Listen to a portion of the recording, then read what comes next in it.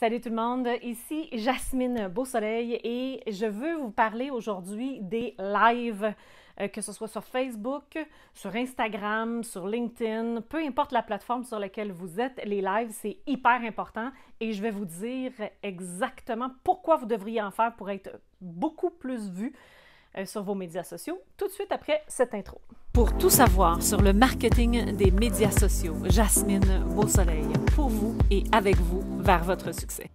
Donc, comme je vous disais, les vidéos live sont vraiment hyper importants. Super, le 4 roues qui passe dans ce temps-là. Les vidéos live sont vraiment hyper importants pour 3 raisons principales. La première, les gens vont être portés à regarder 4 fois plus longtemps que lorsque vous enregistrez une vidéo et que vous la préprogrammez par la suite. Donc, c'est pas live, là.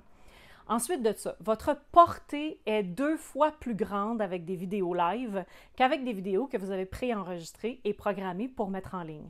Puis, le dernier point, mais certainement pas le moindre, votre taux d'engagement. Et c'est ça qu'on veut vraiment là, sur les médias sociaux, c'est ce qui compte là, par-dessus tout, c'est votre taux d'engagement. Et avec les vidéos live, tenez-vous bien, vous en avez 15 fois plus qu'avec une vidéo que vous avez préenregistrée et programmée pour être en ligne. Donc, c'est beau ça, Jasmine, mais si moi, là, je veux faire un live, c'est quoi les principales choses qu'il faut que je fasse? Donc, j'ai fait une petite checklist et là, si vous êtes abonné de Zone Inspiration, ce que je vous invite fortement à faire, vous aurez cette checklist-là pour faire vos lives. Et là, je vais vous parler d'abord de quelques petits côtés techniques qu'il ne faut pas oublier, s'il vous plaît, quand vous faites des lives. Donc, la première chose, assurez-vous que votre Wi-Fi est bon. Si vous êtes dans un endroit public, ça se peut que votre Wi-Fi ne soit pas écœurant, hein? Alors, puis dans ce temps-là, on risque de perdre certains mots que vous allez dire, on risque de perdre le fil, on risque la déconnexion tout simplement. Donc, assurez-vous que votre Wi-Fi est excellent. Deuxièmement, et ça, c'est vraiment là, c'est déjà arrivé, hein? Ça m'est déjà arrivé, c'est pas le fun. Vérifiez votre batterie. Alors, c'est vraiment important, tout dépendant de la longueur du live que vous allez faire, de vous assurer que l'appareil avec lequel vous le faites, le live, a suffisamment de batterie pour durer tout au long du live. Donc, ça, c'est les deux côtés vraiment très techniques, là. Les autres côtés, c'est plus un aspect, disons, esthétique. La première chose, c'est la lumière. C'est important d'être bien éclairé et non pas d'être éclairé par en arrière. Si vous avez une fenêtre derrière vous, ça se peut que vous soyez ce qu'on appelle à contre-jour, c'est-à-dire qu'on va voir la fenêtre vraiment très, très, très brillante et que vous allez être sombre au bout. Donc, essayez d'éviter. L'éclairage idéal, c'est un éclairage de jour si vous faites face à une fenêtre. Hein? Si je fais face à la fenêtre, c'est quand même plus cute.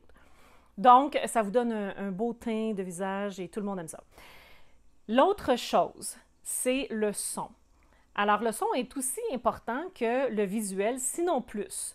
On veut vraiment comprendre ce que vous nous jasez, donc c'est important que le son soit bon. Si c'est de l'écho à pu finir, ça peut être agressant, puis les gens peuvent arrêter d'écouter juste à cause de ça.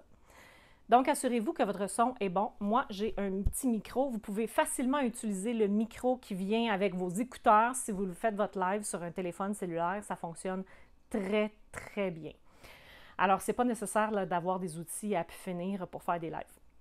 L'autre chose, priorisez les trépieds.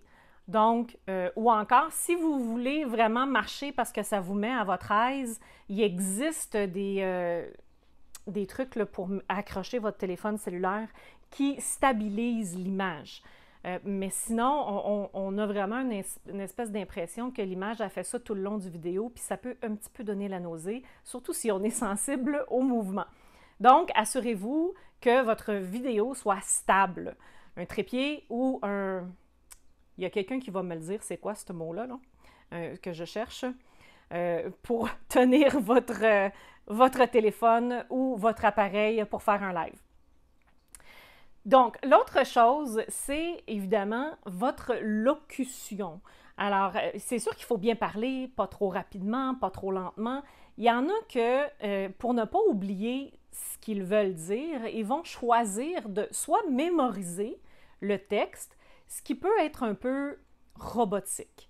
Donc, c'est dans votre tête, puis là, vous fixez l'objectif, puis on a l'impression que vous clignez jamais parce que vous êtes en train de vous remémorer votre texte. Donc, essayez que ce soit le plus naturel possible. L'autre chose que j'ai vue aussi, c'est que les gens qui utilisent des téléprompteurs. Bon, quoique les téléprompteurs, ça peut être génial, puis que les annonceurs à la télévision, lors des Salut, bonjour, puis ça, ils l'ont très, très bien, là, lire le téléprompteur, là. Mais c'est pas tout le monde qui l'ont bien. Et les téléprompteurs qui sont de moins bonne qualité sont difficiles à ajuster selon votre débit de voix. Donc, ça peut donner un peu un effet de... En fait, moi, les gens que j'ai vus qui utilisaient les téléprompteurs, c'était toujours trop lent par rapport au débit de voix naturel de la personne, puis ça se sent, même si on ne se connaît pas. Donc, si vous êtes en train de lire, puis même si on ne voit pas à la caméra que vous lisez, c'est souvent beaucoup trop lent, puis là, on articule trop, puis ça ne fait pas, encore une fois, ça ne fait pas naturel. Donc, assurez-vous, évidemment, de bien maîtriser votre sujet avant d'aller en live. Proposez aux gens de... communiquer avec vous pendant qu'ils sont live, de vous dire s'ils sont là, de vous dire de où ils sont, de vous poser des questions, puis essayez d'y répondre oralement. Essayez pas de répondre manuellement. Ça peut vraiment être distrayant pour tout le monde qui vous écoute.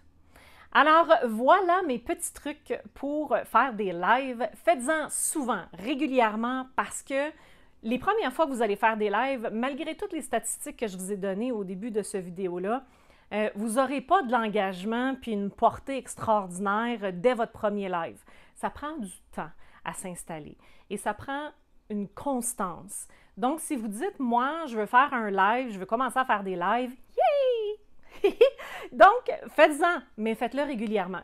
Vraiment, bloquez un endroit dans votre horaire puis vous dire, bon, ben exemple, moi, à tous les mercredis, midi, je fais un live d'une demi-heure, je l'annonce, je me présente, je suis là pendant une demi-heure, je jase de toutes sortes de choses. Puis là, au fur et à mesure du temps, ça peut prendre une semaine, 2 semaines, un mois, les gens vont commencer à prendre l'habitude de vous voir en live, de commenter pendant que vous êtes en live, de vous poser des questions. Puis ça peut vraiment devenir hyper intéressant.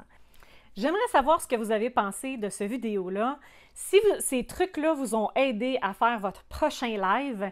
Et puis, évidemment, comme tous les autres vidéos que vous regardez sur YouTube, je vais présentement vous demander de vous abonner à ma chaîne, cliquez sur le petit horloge pour être vraiment notifié quand que je vais uploader une nouvelle vidéo qui devrait être à tous les jeudis. Je me sais vraiment très fort pour être constante. Comme je vous l'enseigne d'ailleurs. Alors, et puis partagez si vous avez quelqu'un qui pourrait se servir de ces conseils-là. À la prochaine!